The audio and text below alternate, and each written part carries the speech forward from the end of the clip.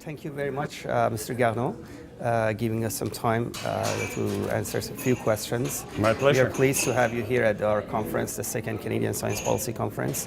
And let me just start the question with a very recent announcement by Minister Goodyear regarding setting a panel of experts to review the spending by business on R&D section. What do you think about that panel?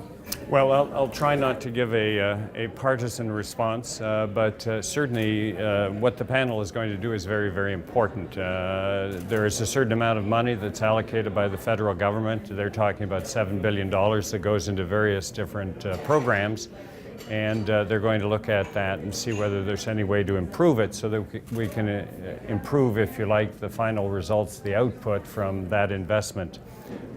If I had one comment to say, it would be that we should have done this much earlier, and that I suspect we already know some of the answers to some of those questions that are going to be asked. So this is bringing me to the second question, whereas this is an ad hoc panel, basically.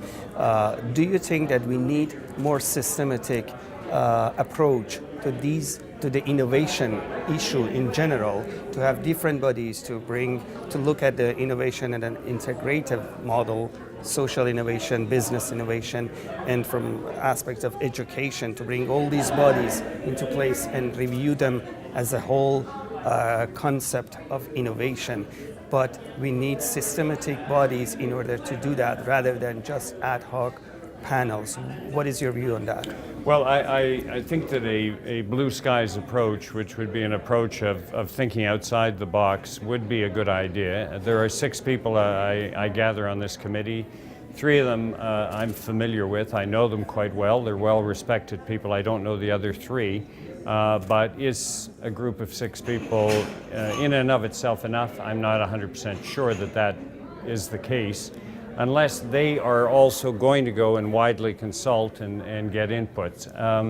I think that it's an exercise that if you're going to take a year, you should do it properly, and I think that a great deal of consultation should occur, and perhaps some non-traditional consultation, because we don't want to end up getting essentially the same results as we've suspected for a long time, and we really do, if possible, want to come out of this exercise with some original new thinking. And so I think that suggests that we should be casting a large net in terms of the kinds of people that we consult, because there may be some things that we'll learn that we haven't thought about before. What is your view about the scientific advisory bodies? Excuse me. About scientific advisory bodies. How do you see the role of scientific advisory bodies within the federal government, provincial governments? Do we have enough of them? What can we do to make sure that scientific knowledge is translated into public policy? Well, I think the concept of a scientific advisory body is an excellent one, and it has existed in the past. There have been scientific advisory bodies. I think part of the problem has been that they have come forward with some very good reports and recommendations, but that they have essentially been ignored. In other words, they've put a great deal of effort into trying to give the best advice to the government. The government has said thank you very much and then put it on a shelf and not implemented it. I think that this is something that can change if the government, the elected politicians, begin to take more seriously the advice that they receive from scientists.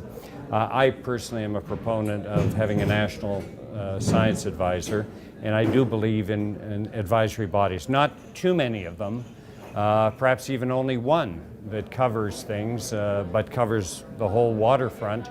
And I think that the challenge is to get the politicians to take that scientific advisory body more seriously. Then I think we're going to actually sort of take the good advice and actually implement it. That has not happened very much. Okay. And given the fact that you were in the scientific world, scientific community as an astronaut, and then you went to politics, first of all, let me ask this personal question. Are you happy with your decision?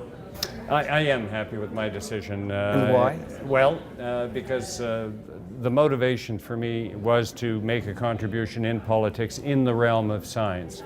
Although I'm in opposition, which is not the same as being in government, I look upon that as a time to do an apprenticeship, to learn my craft as a politician. But also, I'm working, I think in some ways, when you're in opposition, you have more freedom to work on policy because you are not the government, you're not executing policy.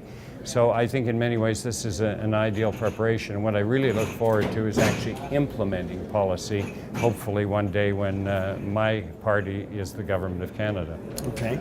And the last question, how do you see the role of venues such as our conference, which was initiated by a group of grassroots from scientific community, how we can benefit to the scientific community and bridging the science and policy world together? I think it's a very good idea. It's long overdue. I think that it's important to draw attention to the importance of science policy. I think Canadians in general, and even, I'm afraid to say, many politicians, have an awareness that science is important.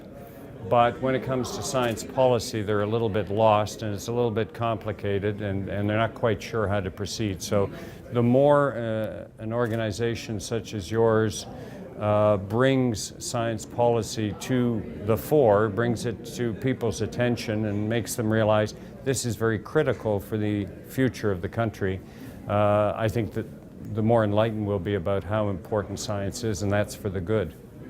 Okay, I thank you very much, Dr. Garneau, and looking forward to hearing your speech tonight as a keynote speaker of the conference. Thank you, Mayor. Thank you.